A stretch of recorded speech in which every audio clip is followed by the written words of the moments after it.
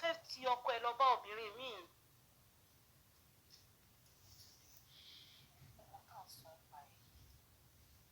Abẹ́òkúta ló ti mú ọmọ yẹn wá fún mi. Ó dẹ̀ mú oúnjẹ sí gan ni mo ṣe gbà. Mo ń ṣọmọ tó ń gbé kó tó lajú sékòó anything débi pé ó ti fẹ́ máa lé ọkọ mi mú. No, kò lè ṣerú ẹ̀. Ọmọ yẹn distant relative mi ló bá mi gbà á. So gbogbo ìtò ń sọ ọkọ mi ò lè ṣe é. Ọkọ ẹ ò lè ṣe. Mo trust ọkọ mi. No trust ọkẹ. Bó ọ̀rẹ́ mi bọ́lẹ̀ ń bẹ̀. Ṣùgbọ́n mo dẹ bó ṣe wà ẹ́ pẹ̀lú ọkọ ẹ̀. Ó possible kan ti máa yíra wọn mọ́lẹ̀. No, no, that's not possible. Ó possible. Ó possible torí pé wọn ò kì í sílé. Ó máa ń travel gbogbo ìgbà. Ọ̀sẹ̀ kìíní, ọ̀sẹ̀ kejì, ọ̀sẹ̀ mẹ́ta, ọ̀sẹ̀ mẹ́rin bó ṣe máa ń lọ nìyẹn. Àwọn ọkùnrin yìí wọn ọ̀dẹ̀ lè mára ró for that long. Ó wà lé pẹ̀lú wọn gan, wọn rárá mú káṣíwá sọ wípé òfin wọn lẹ̀.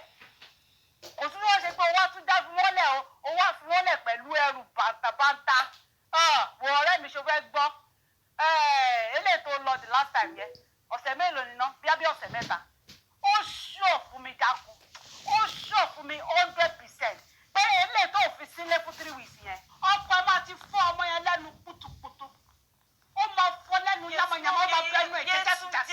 Ó ti tó, please. Jẹ́ ká sọ nǹkan mi. Because apparently, mọ́kọ mi. My husband is extremely disciplined. Kò lè ṣe gbogbo àwọn nǹkan tó ń sọ yìí. Jọ, jewelry tí mo bẹ̀ sọ́kàn. Ọ̀rọ̀ mi ò ta nìyẹn àbí? Nǹkan tí mò ń sọ kò ní ìtumọ̀. Lọ́ládé owó tí mo ní ni mò ń yá ẹ yìí. Má fa ìyàwó mi fọ́kọ ẹ. Má fi ọwọ́ ara ẹ fa ìyàwó kejì fún ọkọ ẹ. Túndé, it's okay. Mo sọ fún ẹ pé mo trust ọkọ mi. Yeah, jewelry tí mo béèrè lọ́wọ́ ẹ̀ kan. Wọ́n ti ta tán. Wọ́n ta tán kẹ́. Ajé gbogbo àwọn ṣẹlẹ̀, wọ́n dẹ̀ ti ta gbogbo ẹ̀ tán. Ìbọn kí ló tó ń ojúmọ́ mi ṣáà ń jà ní. Ìjọ ṣé mo yọ bílòtì yẹn? Ṣé ó dìgbà tó bá jù mí búlòkì tó mọ̀ pọ̀ gbà mí jà? Bí mo ṣe wà tí mo ra jókòó tí mo ń wò jẹ́jẹ́. Mo ti bọ̀ ọkọ̀ tó sọ. Èmi náà ti gbọ́ tiẹ̀ náà. Kò ṣáà sí pé mo bù ẹ́ lórí ọyàn yẹn.